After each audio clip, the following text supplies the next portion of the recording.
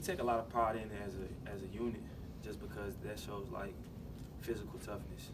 And we try to like make sure like at the end of the game, we felt like we was tough enough in that game. So that's just a part of it. We saw on that long run for Henry Ruggs, you had 2 blocks on that one. Yeah. What's going through your head when you're sort of trying to clear away that? Well, at first, when the first defender came and I went to block him, I was just hoping that he was still outside of me. So if you can see in the video, I kind of took a little look back, and when I seen another defender, I just tried to do my best to clear the way for him. So it just happened to line up perfectly. Josh, you can answer the cameras after they ask you your question. Is it kind of tough for defenses? Straight ahead. Is it kind of tough for defenses to match up when you have you on the field along at the same time as Damien or Najee? I think it's definitely tough to match up. I mean, like I said, I feel like each one of them running backs in the room can start anywhere. So putting 2 of them on the field at the same time, of course, it's going to be like matchup problems. So, yeah. Coach Saban's talked a lot about having the fans stay for the whole game and everything like that. How important is it for y'all to have the fans stay all 4 quarters, especially for the Louisiana-Lafayette game? Well, you always can feel the energy of the fans. So like when the fans get hyped, it kind of gets you like going. You know what I'm saying? It takes like the nervousness and everything out. But for me personally, I kind of don't notice the fans at all. When I'm in a game, it's like tunnel vision. You know what I'm saying? So it's definitely huge for the team and that for like the support. So I definitely feel where he coming from. Is there motivation to get a higher rushing total after getting to 109 as a team a week ago? Yeah, it's definitely a big emphasis on in the running back room just doing the little things, not trying to overcreate, sticking to the basics, one cut runs, and basically just getting north and south. So we trying to implement all the things at practice this week. Do you think that was an issue against A&M? Yeah, I think sometimes we gave up on the runs too much. We didn't press the holes as much as we should. So that's all things that we can change. You mentioned the little things. How much do you guys as a group take pride in your blocking? Well, we all take big pride in it because of the fact that if somebody like get blew up or somebody missed an assignment, we all kind of like joke with each other. Mm-hmm. So when we watching film, we try to make sure that, you know what I'm saying, you can't get choked on, basically. So I take pride in it just because of the fact that I felt like it was one of my weaknesses coming into this year. So I've tried to put a lot of time into learning protections and being physical in protections. Does it go the other way? Like when you have a big block, do you get extra praise? And what's that like? I mean, you even get it from Coach Saban. You know what I'm saying? He'll tell you. So it goes both ways. I mean, at the end of the day, it's all football, and it's all a part of the game, and it's all a part of the execution. So that's what we try to go towards every week. How fun is it just to be in this offense overall? Man, it's fun because it's so many weapons.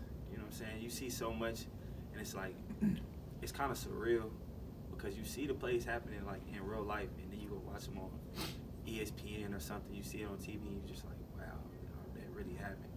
So it's just like it's special because it's big plays happening in every position. So it's fun to watch. When you were in high school, did you know what your recruiting rankings were? Nah, I actually didn't even look at it. I mean, I didn't go to no camps. I didn't really like get into all of that. I mean, most of the stuff that I found out like about everything I didn't know until I got into college anyways. So I really didn't look into it at all. The attention that guys get when they're in high school during the recruiting process, other than from coaches, maybe on social media or from reporters or other avenues, what are some of the good, bad, and different parts of that, do you think? Well, for me personally, I mean, it could be good and bad if you use it the right way. Mm-hmm. I didn't have any social media until I got to college, like no platforms, so I really don't know, you know what I'm saying? But if you use it the right way, you definitely can be a tool. You just got to make sure you don't let it get to your head too much.